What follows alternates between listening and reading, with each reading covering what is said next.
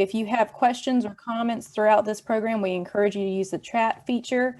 My name is Rebecca Maxwell. I'm honored to serve as the Vice Chair for Partners in the Parks this year with the National Collegiate Honors Council. And I want to point out Christina and Kathleen King, who are also past chairs of the committee and have been very involved. Just looking through the attendance today, I see a few committee members who are also on this call. So if you are a committee member, I encourage you to turn on your camera and just kind of wave to everybody so they can see you. I don't want to miss anyone by calling everybody by individual name. So Ranger Patty, I think you're going to be leading this off. I have a short introduction for Kathleen since she's been putting this program together, and then we'll turn it over to you. This is a special introduction for me personally because Kathleen was our trip leader when I was a student and participated in Acadia National Park, and that was my first time on the East Coast and a number of different firsts for me. So this is a special day for me. So thank you, Kathleen, for being here.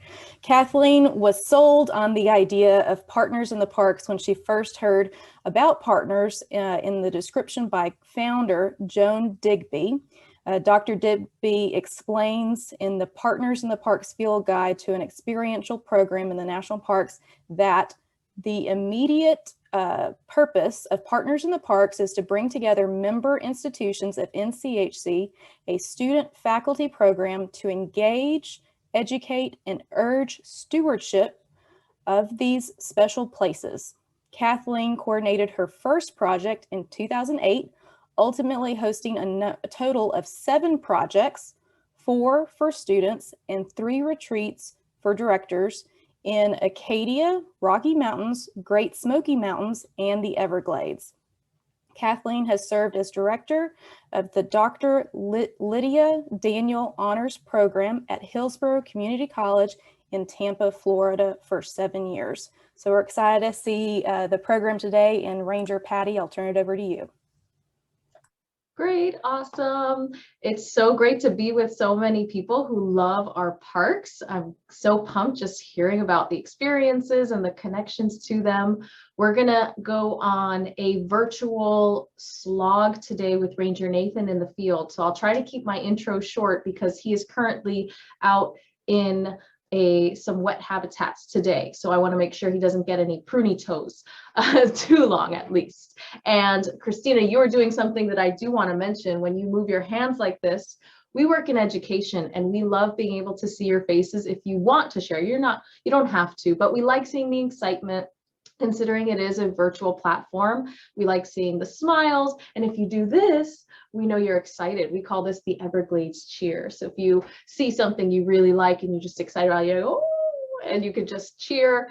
And we would, we always connect with that. We work with lots of ages. So we try to get everyone involved, whether you're a teeny little kindergartner or even an adult learner. We go for everything.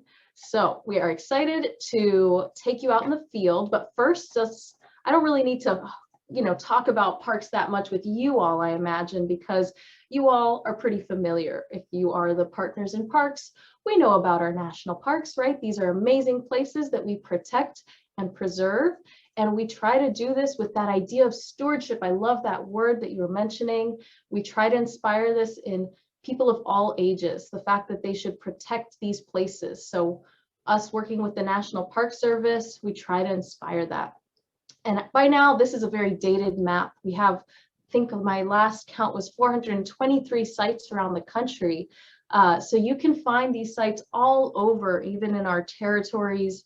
And today we'll be exploring Everglades. So just to give you some background, Everglades is one of the largest national parks in the system. I believe we still come at number 10, but if we go just to the lower 48, we get up to number 3, which makes us feel a little bit better. But nonetheless, we're still a very large national park. And that big green blob at the tip of Florida is kind of an idea of how much space it takes up. And I always like to mention the Everglades is an ecosystem here, and the national parks protects one of the largest pieces of this ecosystem. And it's a really important and significant place for the plants and animals, but also for the people. these connections happen in many ways. So if we were to take a look at a park map, something we would see as a visitor coming into the park, it's pretty busy. I mean, I'll be honest, it's kind of intimidating. And the Everglades takes a long time to truly explore. The space that is contained within the boundary is about 1.5 million acres. And a lot of the land in Everglades National Park is covered by water, if not all year, for part of the year. We have very distinct times of years here, and these habitats are shaped as a result of these non-living things, the weather, the temperature, possibly storms. A lot of that shapes this place, and it creates a really unique makeup of habitats. And this park is a little bit different from other national parks because it was the first national park created to protect what was living inside of it. So if we were to think of these diverse habitats and ecosystems, we have salt water mixing with fresh water in some parts, we have just fresh water in others, and I mentioned some are wet and some are dry. This diversity in landscapes creates diversity amongst the organisms that live there. So when we think of biodiversity, what's living there, that's what really made Everglades stand out. Because if you ever come to the Everglades, you're not going to have towering mountains. If you've been to Florida, you know, maybe in Central Florida, you'll get like a nice hill here or there. But down here, it's relatively flat. But that slight change in the water, the type of water or the lack of water creates this unique mix of wildlife and plant life. And it creates this just interesting spot, not just locally, but on our entire planet. It has some very big significances there as well. So I don't want to wait any longer. I want to take us out to the field so we can explore some of these on the ground level with Ranger Nathan. So Nathan, I will spotlight you. Let's see. There you are. Or maybe you're not. Where are you, Ranger Nathan? There you are. Greetings, everybody. Hello, and welcome to Everglades National Park. I'm joining you all out in it. I'm in it right now. I'm in the middle of what we call the Dwarf Cypress Forest, Sawgrass Prairie kind of a place. This park is full of a multitude of different ecosystems, each with their special balance of water and land. We're part of a larger sheet flow, which is found really nowhere else on the planet. Starting up in the Kissimmee River Basin, north of Lake Okeechobee, that's where the water begins, slowly flowing into Lake Okeechobee, and historically that lake would overfill and then spill out in a great wide sheet for about 6-7 months out of the year, completely flooding this place all throughout the park. So pretty amazing stuff. Right now I'm in the Sawgrass Prairie, and this part of the park actually has to endure some pretty extreme conditions. So right now, it's about the end, mid to the end of April, and this is the end of our dry season. So the two seasons we have, the wet and the dry season in the subtropical climate, affect everything about this place. And so if you're going to be living out in the Sawgrass Prairie, whether or not you're a plant or an animal, you have to be able to adapt to those conditions. Now, the plants and the animals in this place have all kinds of special adaptations that help them live out here. Speaking of, the dominant plant out here is, in fact, sawgrass. So sawgrass is what's around me right now. And sawgrass has a number of different adaptations to be able to make it. If you own a houseplant or you have one at home, I'm sure you have a hard enough time just keeping it alive. You can imagine what this plant has to be able to do if it's for half the year, 6 months, like underwater, basically, water up to, here on me, and for another few months out of the year, completely dry. It has to be able to survive somehow. And so basically, here, I'll show you. I can actually pull up a piece and show you a little closer, hopefully. Not that one. Maybe over here. I'll get a good one. Potentially. I'm looking at you, Sawgrass. I have a little piece. So here's a little piece right here. And you can notice some things. So we call it a grass, but it's really not a grass. Technically, it's a sedge. And you can see here on the side of the edges of this sedge, you have like tiny little teeth. Now that's where the sawgrass gets its name.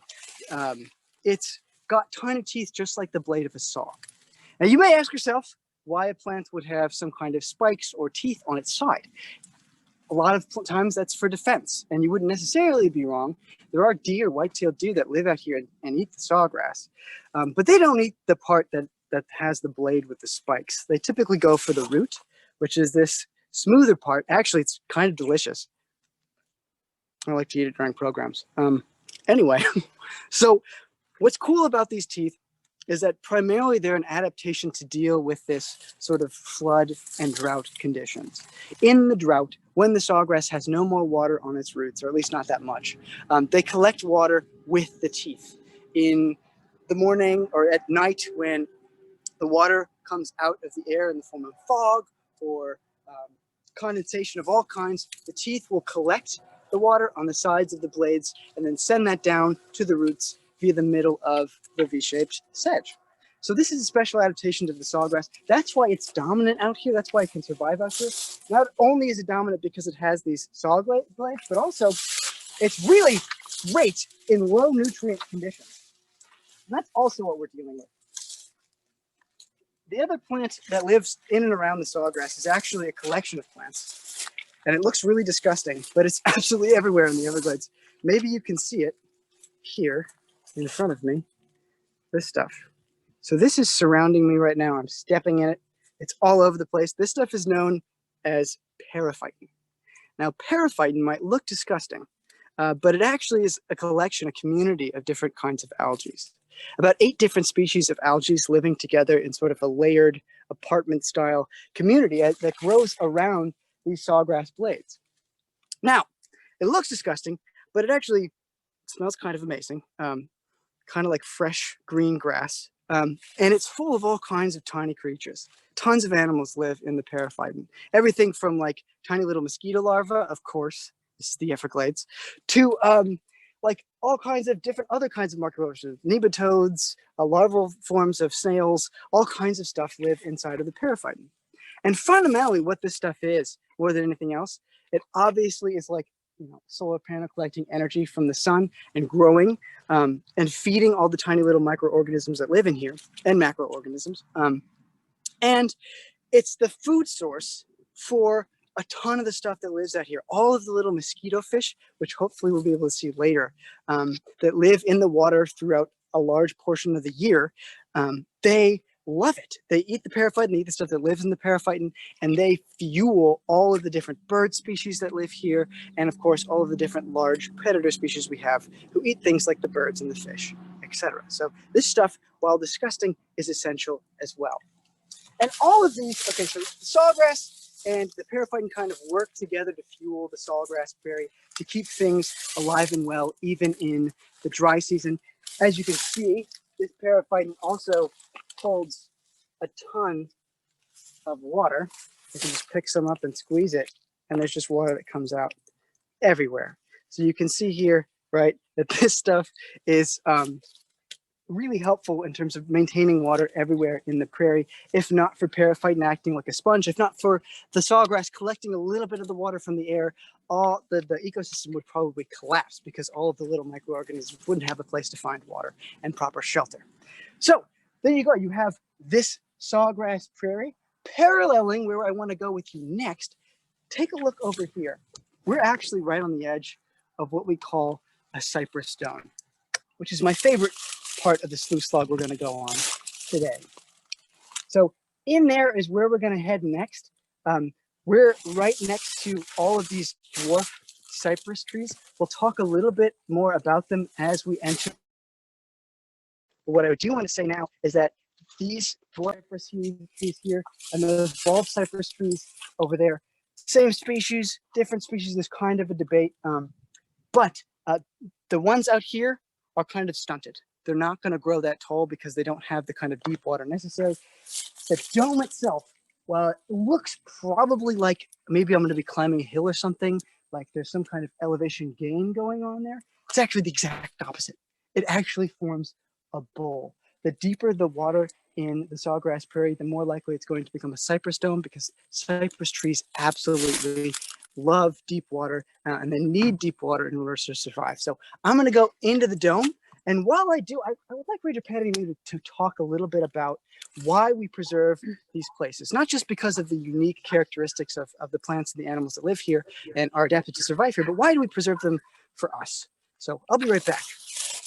All right.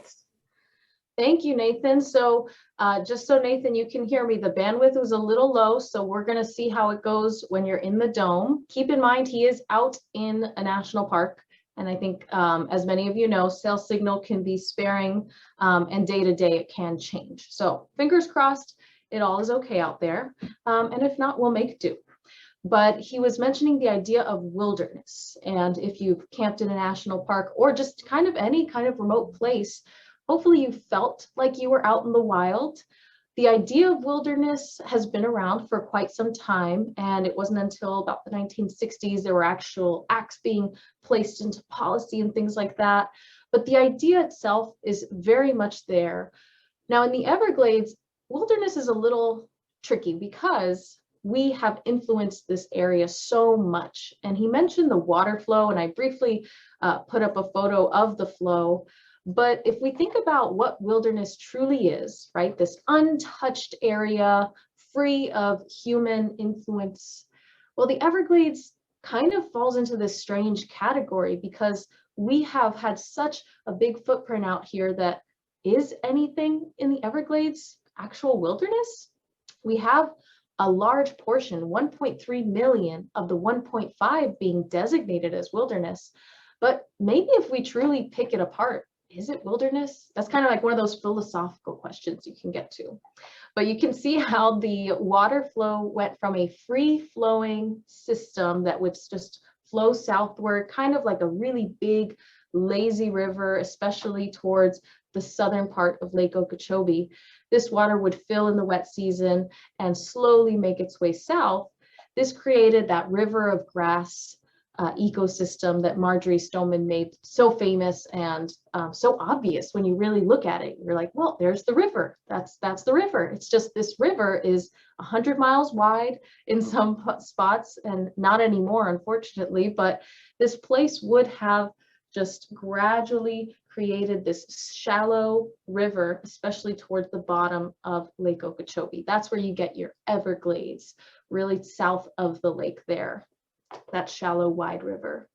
But we've changed that ecosystem quite a bit for our needs, to suit our needs. You can see we have two new arrows going out to the east and the west, and some shrinkage happening towards the bottom, right? That blue arrow down below the lake has kind of thinned out, become much smaller.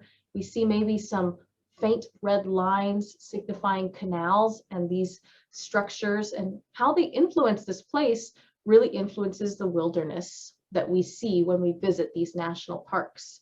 So it's kind of tricky because the idea of it being untouched is difficult to really say. We now have restoration happening, thankfully, to hopefully put back that river as best as we can, maybe bring more water south. But the idea is still there, kind of driving that. And in the Everglades, we can explore this place in so many ways. It's so touched with the people because we use our fresh water from the Everglades. I've lived in South Florida my entire life in Miami, and I wouldn't be here without the fresh water that wetland cleans and filters and stores for us. But when we're out there, we can recreate in very interesting ways that take us out to those far remote places, right? If we're out in Florida Bay, we're going to be out in the wilderness of it. We're going to be out in these wide open places. So that really changes out here, but we have seen some progress, right? If we think of maybe the bird, the avian life, for example, if we were to think of what this place would have been like very long ago, we would have had a bunch of different birds, wading birds, waterfowl, songbirds of all sorts coming through the Everglades. We still do today, just not in the same numbers, but that restoration that we've slowly been chipping away at year by year we have seen some promising things, and that does have to really do with observing that wildlife out there and how they use the land after it's restored. I'll give you an example.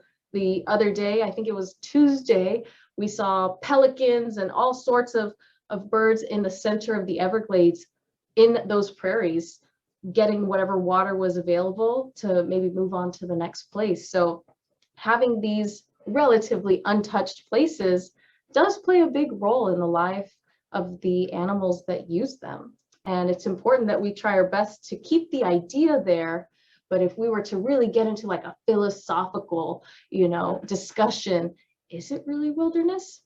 Not sure, but Nathan's going to take us to a really cool spot that really brings that idea into reality of what wilderness is, just being out there. And he was saying he was going into a dome, so he's going to be a little bit deeper in the water, and he's going to be surrounded by cypress trees. So I'll go ahead and have him take the spotlight now.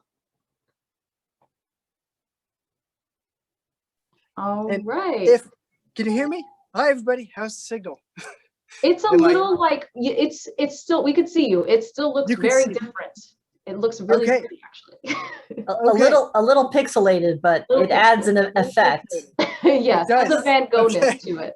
Okay, well, maybe you can hear me well then, and you can perhaps hear the water I'm sloshing around in. Patty's right. Yes, thank you for speaking about wilderness. I think it's an important concept to try to unpack, especially out here in a place like this, both so remote from anything maybe any of us have ever seen before, and also so close to things we're very familiar with. That said, we are in the middle of a cypress dome, a universe unto itself. It is deeper here. This is where the cypress like it, and they're specially adapted to survive in this deeper water in several different ways.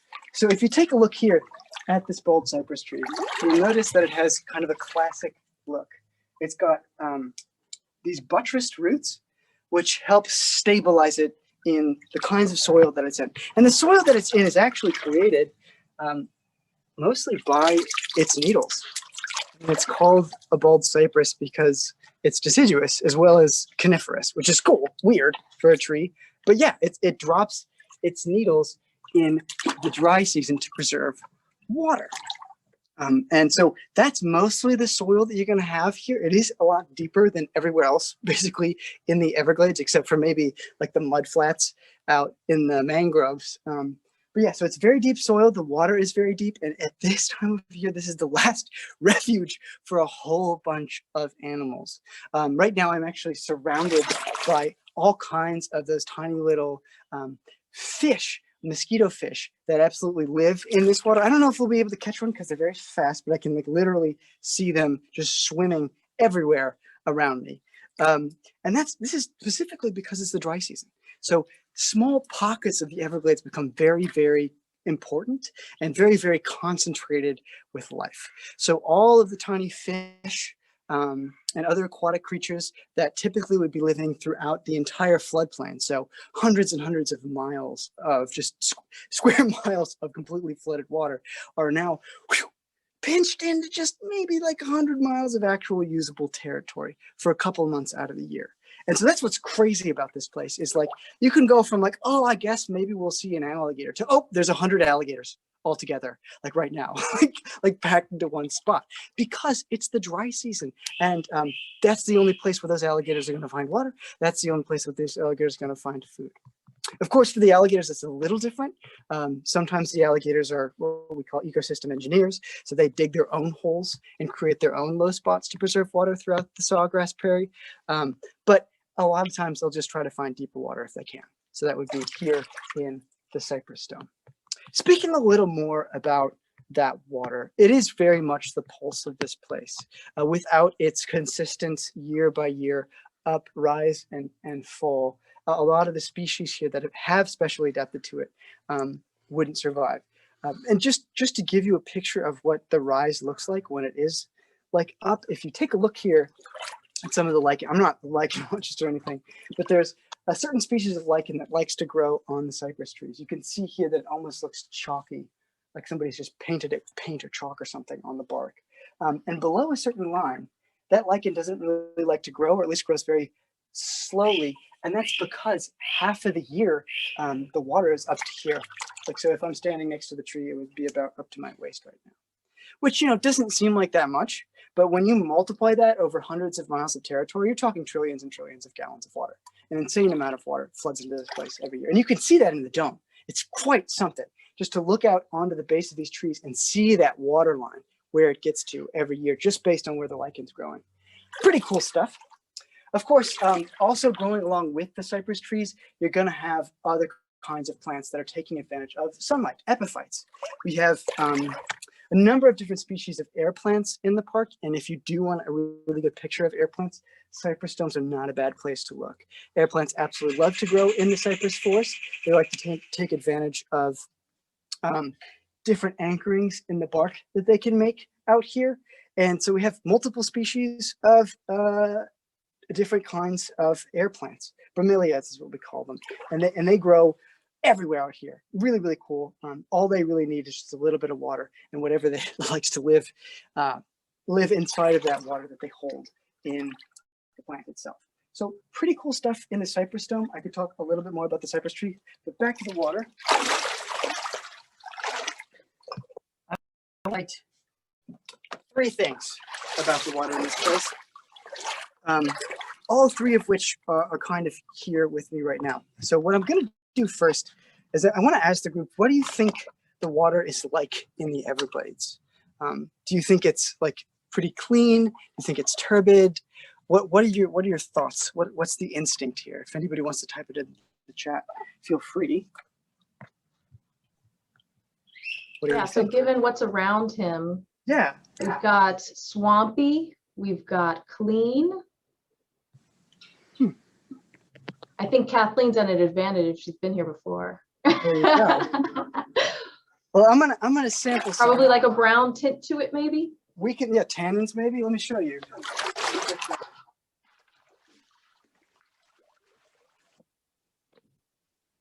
Plant filled but clean.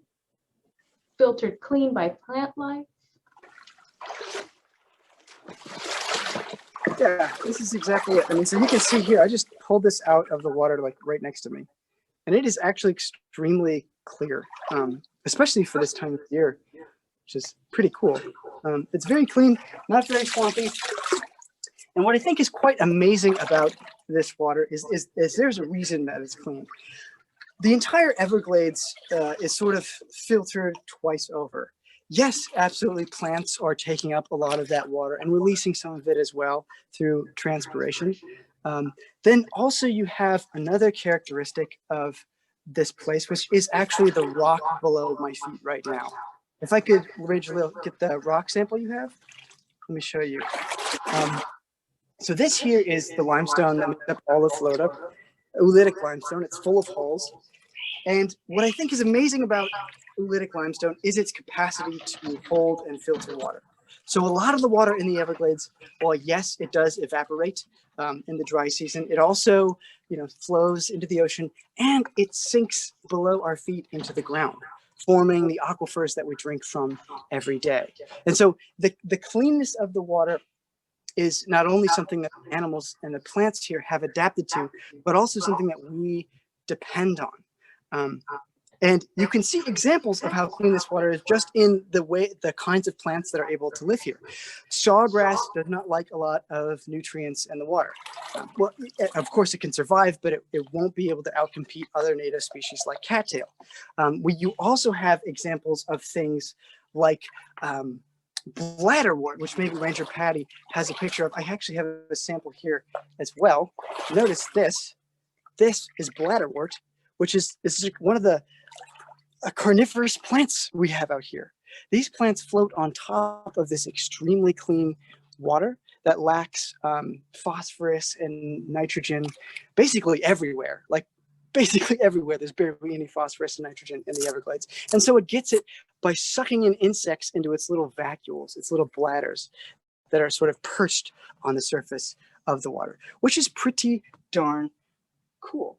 And all kinds of plants out in the Everglades are adapted to these low nutrient systems. So not only is it important to keep the water clean for just purposes of human beings drinking wise. We can filter dirty water, of course, but it's also important for the kinds of plants that live here. Without these plants living in super low nutrient systems, they wouldn't be able to compete, and the ecosystem would collapse. So Nathan, on that note of the water, we had a question of if we could drink that water if it was filtered at the surface, I think is. Yeah, I mean, like if it was filtered, absolutely. Yeah, I mean, like honestly, 99% chance I drink the water out here and I'd be fine. I'd be absolutely fine. I won't, because, you know, there is a pretty, not an insignificant chance that perhaps a bird pooped somewhere around here and I might get sick. But basically, yeah, the water is super, super clean. So it's important to keep it clean for the plants and animals and for us. But I think kind of on a larger scale, when we talk about some of the things that are affecting the Everglades and why this wilderness might be different than maybe others you might think of or encounter in America, is it's very much sort of surrounded by people and the consequences of people's actions on the planet. So when it comes to climate change and the rise of sea levels, it's really important to understand that letting this natural pulse of water flowing into these places all throughout the ecosystems of the Everglades keeps that fresh water moving and on the surface for as long as possible. And that, of course, is going to recharge the aquifers that we drink from. That's how we get our water in the first place. Not only that, but it also is able potentially to push some of those rising sea levels, that salt water, and try to keep it out of the aquifer as long as possible as the sea level continues to rise over the next few decades. So it's extremely important to keep as much water, as much clean water in the Everglades pulsing through as possible. And I think that, like, while yes, I am only 300 feet from a road right now, like it still feels like wilderness. And so I think if anything embodies or epitomizes this sort of distinction, this contrast between human beings seeing the wild as other and us affecting the wilderness, you can see that in the Everglades just every single day and every single year on a grand scale. So I think it's a pretty cool place. And if any of you have any questions or directions you want to take the conversation, I'm totally open to answering those. Anything about the animals or the other kinds of wildlife that we might find in the Cypress Stone, or the plants, or whatever you want to know. We had one question about the wilderness. So kind of coming off of that, is there officially designated wilderness area in Everglades? Oh yeah. A whole bunch of the park is dedicated to wilderness. I don't know the exact percentage. I think it's in the 80s. But yeah, a whole part is designated as wilderness. So yeah.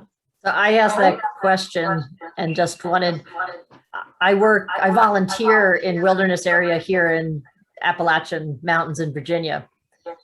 And that also makes for a challenge that we can't use power tools. Yeah, I know what that's like. So I assume that it's very similar in the wilderness spaces there in regards to management. Yeah, it is. Mm-hmm. Definitely. I think one thing that's very interesting, when you were earlier today, Nathan, in the Florida Bay, the water column is not wilderness. The floor beneath it, the substrate beneath it is wilderness. Right. So that allows for interesting things with boating. So it's kind of tricky in that sense. But we definitely hear you on the power tools thing. Yeah. They wanted to get a view of the treetops if possible. Maybe if you could like angle up towards the canopy. Sure. Yeah. I sort of assumed bad connection, but we'll see. Can you all see a little bit of the treetops here?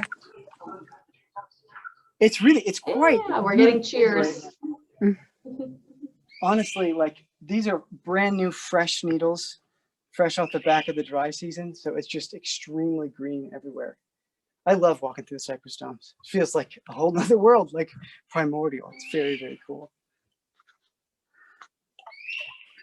Yeah, and you've got those birds in the background right now. Oh, you're muted, Ranger. Sure. Nathan? Yeah. Oh, there you go. We can go. Oh, go ahead. Yeah, sorry, another question. Will the trees change in any way entering the wet season? Yeah, entering the wet season, they get their needles back. So obviously they're getting more energy from the sun that way. And then they'll start to produce cones and they'll start to breed. And then all that will kind of fall off by the end of the dry season. So absolutely they change. Awesome. And if you have more questions, feel free. And if you want to unmute, that's, I mean, fine with us as well, at least. Sure. You know, Nathan, oftentimes I just put in, when we take a sluice log with our students, they're very fearful. We're at the edge of the road. It doesn't look inviting at all. I'll never look at a marsh or a swamp the same after doing a sluice log. So I'm so excited that you're doing this for everyone, because it really does. It makes me want to be there all over again. It's my favorite part of the Everglades, is being in that Cypress Stone. So if you did it for nobody else but me, I'm that person right now. I really am. I totally the owls agree. we've seen, but they're afraid of pythons and alligators. So can you speak to that a little bit? Where are they right now? And Sure. should people be afraid? Oh yeah, no, absolutely. It's a good question. I mean, you hear all the time that the Everglades is this place that's just full of all kinds of insane reptiles that are trying to eat you all the time, and that's just not the case. I mean, like you said, these Cypress stones are definitely what made a lot of people fall in love with this place. It really does feel like a whole different universe in here. And I will say that where the alligators are right now, I couldn't tell you. Honestly, there might be one close to me. Who knows? There's certainly a deeper part of the dome where alligators have resided in the past. It wouldn't surprise me if they're there right now, especially at the end of the dry season. That said, alligators fundamentally are much less dangerous than people typically suspect. This isn't a zoo. It's not a place where we keep these animals contained, of course. But I think kind of because of that, because these animals are wild, they don't see us as a source of food. They see us as more of like I mean, if you're an alligator and your face is right by the ground and you look up at a human being, terrifying, right? We're much more of a threat out here. So if they see us, typically just swim away if they can, or they absolutely let you know that they're too close, that you're too close if you are getting too close. But if you give them proper distance, 15 feet or so or more, you're absolutely fine. They're not going to like swim around and attack you. As for the pythons, where are they? Dude, I don't know. If I knew, I'd definitely, I'd have a much higher position in the Park Service. It is very hard to find these pythons. We know that there are hundreds of thousands of them throughout the park. At least that's what we project. As to where they are, I mean, we've been working on trying to like find as many as possible for a long time. All kinds of really interesting projects have been undertaken. So far, the most successful thing that we've been able to do is just patrol. So we've hired a lot of people, contractors from both the Florida Wildlife Commission, Conservation, FWC, and the FP&L, Florida Power and Light, both contract with different people to come out and patrol the roads out here and look for pythons when they can. That's typically about this time of year. At the beginning of the wet season is when you're going to have a lot of python activity on the roads. But beyond that, you know, good luck. We've tried finding them with dogs. We're trying that again. Now we've tried a whole project where we inject males with hormones that hopefully might attract other snakes to them throughout the breeding season. That kind of works, but it's very expensive. So yeah, that's where the pythons are at any given moment. I have no idea, but they are also not dangerous for people. If anything, if I saw a python, I am trained to catch them. Sorry, we try to catch one and get it out of the park. So. Yeah, awesome. Thanks, Nathan. And we had a question more about the career of a ranger. So what did you do? What do people have to do to be a ranger? How long does that normally take? And personal question, what made you want to be a ranger? Oh, I like those questions. And, you know, anybody's free to answer, Patty. You can answer as well. I majored in biology and philosophy and studied environmental science as well. And I kind of loved it. I loved it. And ever since then, you know, I've wanted to work at some capacity teaching people about wildlife and the outdoors. And that was my journey. I got an internship at Glacier National Park as an interpreter there, started there, and then have since been in Rocky and the Everglades as well. So it's quite a career, and you don't have to major in something like biology or environmental science to do it. I know a lot of different rangers that have done a lot of different things during their educational careers. I know people that have majored in music, or majored in history, or majored in anthropology, or majored in basically a whole bunch of different stuff. Like, it doesn't necessarily matter, as long as you can bring whatever you're passionate about to the Park Service. People love it. People absolutely love it. So yeah, that's how you start. And I would definitely recommend doing an internship or a volunteer kind of arrangement at whatever park you're close to at any given time. That definitely looks really good at a resume. And to apply specifically, the website is USA Jobs. If you go to that website, you will find all you need in terms of what you need to know about resumes and applications and how to submit all those to become a park ranger. As to what made me want to do it, I've always loved this stuff. I've always loved being outside. I've always loved talking to people about being outside and about the wonders of the outdoors. So yeah, it's been a lifelong thing for me. Awesome. Do we have any other questions for Nathan? I'm curious what footwear you're currently wearing. That's a great Well, question, actually. It's a very smart question. Just the jungle boots. This is my pair that I typically use for slip slogs. So Lace-up shoes. a designated pair of lace-up shoes. Lace-ups. Yeah. That's the Would key word, recommend- lace-up shoes. Oh, I actually thought you might have been wearing like something like a wellies or something. Oh yeah. If you wear waders, oftentimes they get flooded, and then it's really hard to move around. So Yeah, it depends on like the depth. It just, you know, you just accept the water and it becomes that much easier. Some people, Nathan, have you done the snorkeling? When the water's high enough in the dome, you can snorkel in the dome. yeah, like I said, you can see. I knew water. Kathleen would like that. She's like, mind blown. Do it. Go snorkeling in the domes. There are just some incredible domes out here. Not just this. This is the one we call Double Dome, but there are domes that, you know, are far out in the Everglades, a couple miles out, that are very rarely visited and absolutely gorgeous. Okay. And you can snorkel in all of them. So yeah. My mind just got blown, Nathan. I want Do to it. do It's that. so cool. How now? Let's talk mosquitoes, though. You know, I know how terrible the park is with mosquitoes in the summertime. It's bad enough in January. Fortunately, we found the campsite that sits on that hill, that group site where you get nice breeze in the evening. Yeah. How do you go snorkeling at the Cypress Stone while not getting eaten by mosquitoes before you're in the water? Can you talk? Well, Because I understand there's not mosquitoes deep in the swamp. Can you speak to that a little bit? yeah. So when it comes to mosquitoes, you know, it kind of depends on where you are, what time of year it is, and what's been happening. So like right now, I don't know. Have you felt a mosquito, Rangelil? She's filming me. Have you felt or seen a mosquito? Yes. Like one? Oh yeah. Okay. At least two. Okay, a couple. I've been out in this dome at different times of the year where it's much, much worse than this. We had a really wet year this year, so I think that might have had something to do with it.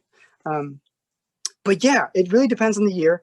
As for what time of year there are less mosquitoes, I would say like right now, the dry season is a good time to come and visit. A lot less mosquitoes here at this point. But if you want to come snorkeling in the domes and you're worried about mosquitoes, there's two things that you can do. One is you can, you know, come out at a time of the day when it's a little bit hotter and there are just generally less mosquitoes around.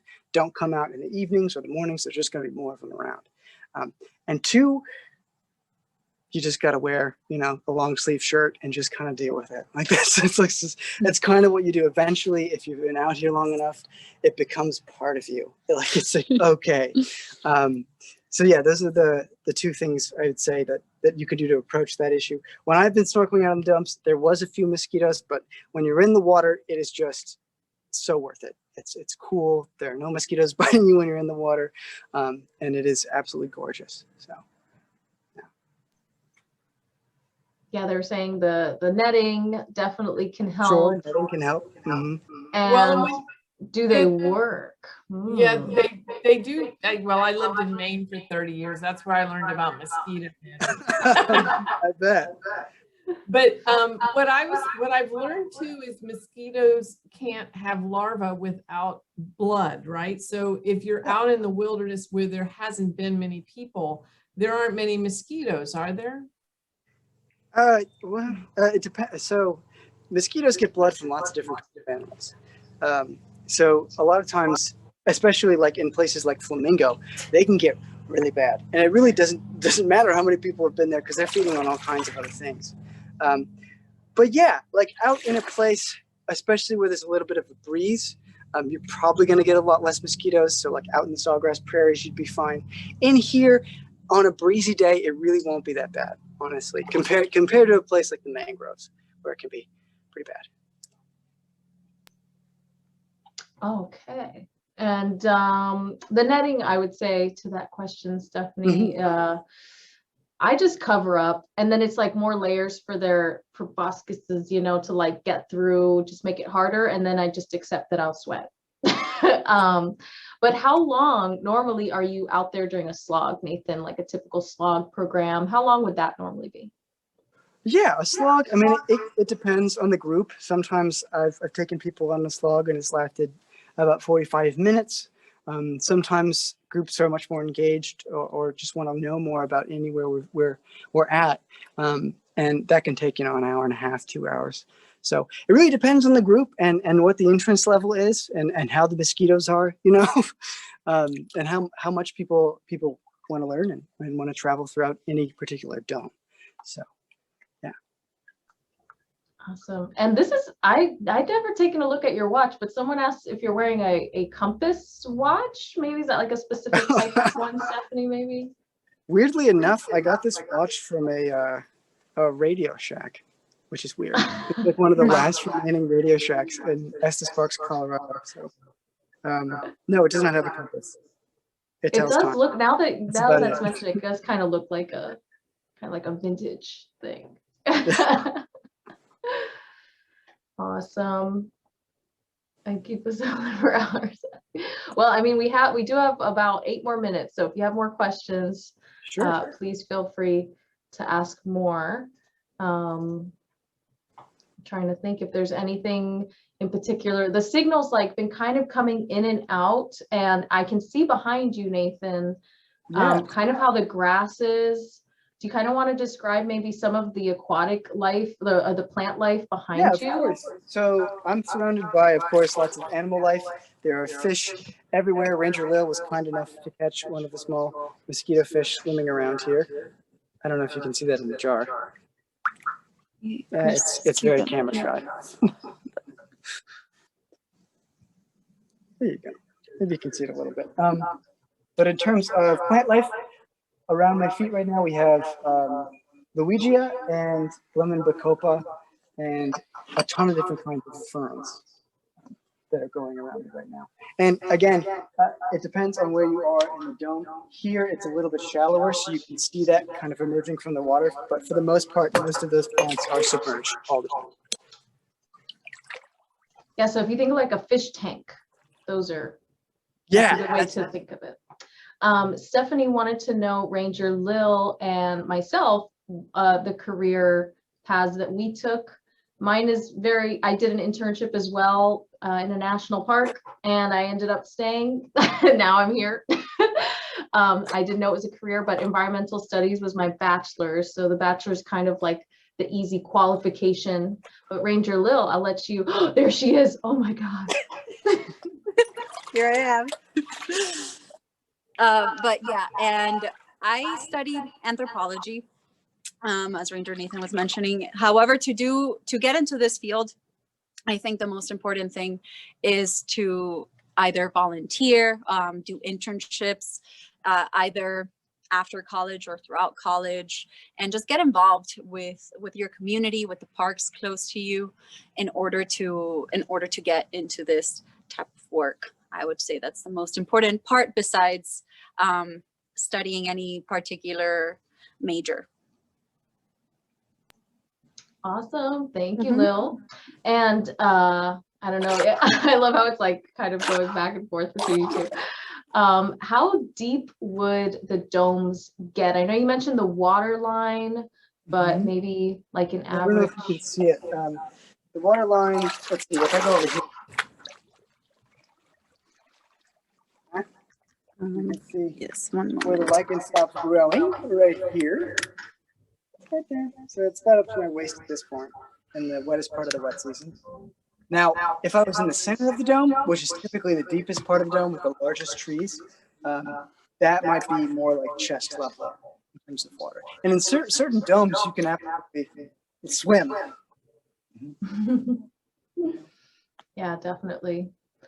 And it sounds like a lot of people are making plans to go on a slog, which is nice to hear. Side note for my fellow leggings wearers out there, leggings don't protect you. I learned that the hard way.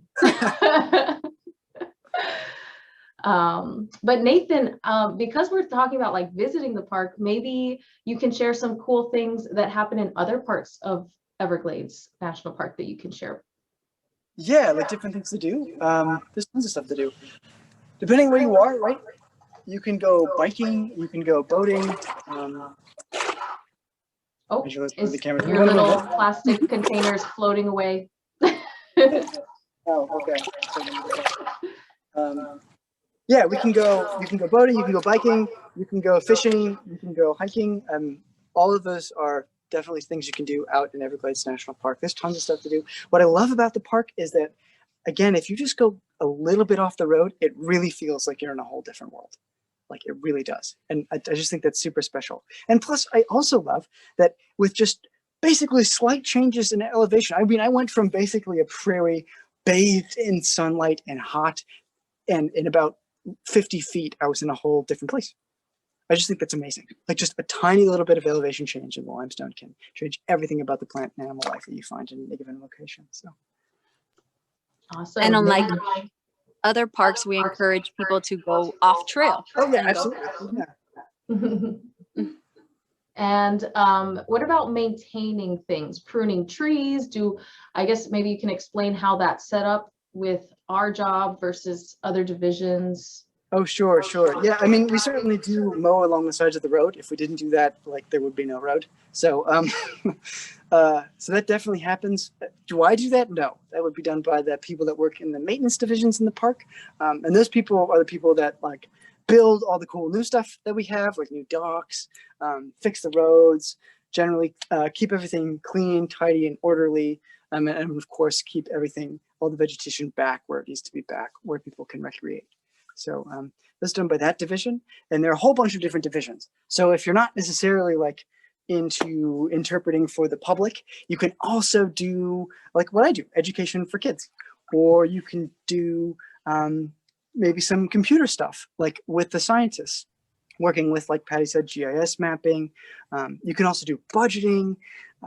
It's kind of like a little village or city. So like there's a whole bunch of different things that you could do. Our offices are right next to the fire offices, so you could work as a firefighter, a fire scientist, fire ecologist. You could also, we're right across the street from the Daniel Beard Center, which is full of all kinds of really interesting people who study different aspects of the park. So all kinds of stuff you can do in any given national park, especially Everglades. Awesome. Yes, someone said a jazz ranger too. That's a cool one in New Orleans. That's awesome. Yeah, absolutely. I want to be mindful of our time as we're kind of wrapping up, and thank you, Ranger Patty, Nathan, and I'm sorry, who was the other? Ranger Lil. Ranger Lil. Yeah. Thank you all for this. Wow, such a cool program, especially being out and actually in the park. That is too neat. Thank you, Kathleen, too, for organizing this month's program.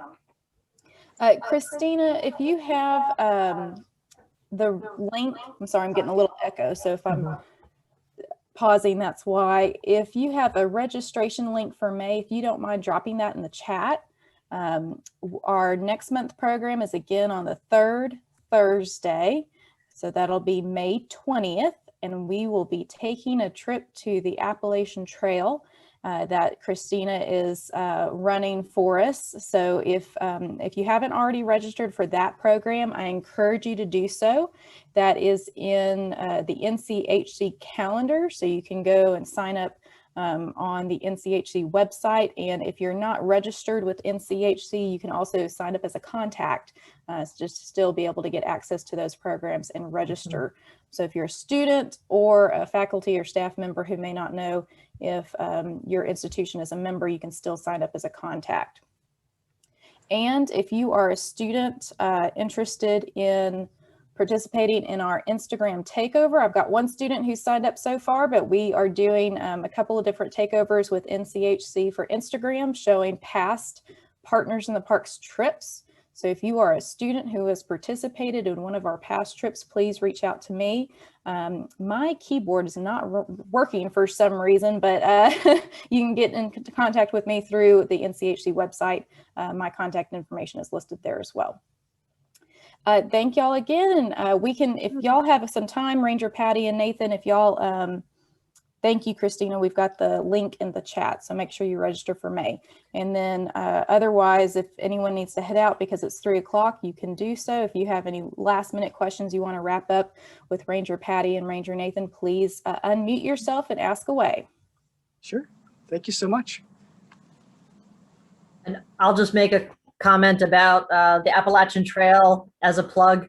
For as much as students do not like group projects, the Appalachian Trail is like groups projects on steroids with cooperative management with 14 states, multiple government agencies, with NPS being the national park element of it, 32 trail maintaining clubs, 2 of which were our universities.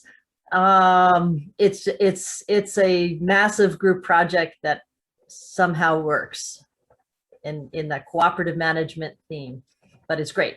And the superintendent, Wendy Jensen, will be joining us for that project. So you'll be able to talk with a superintendent next week or next month, about 4 weeks from now. Awesome. Well, it's awesome to hear you all have so much going on with other national park sites. I don't see any more questions, Ranger Nathan, but do you have any last messages for everyone? Yeah, get out to the parks.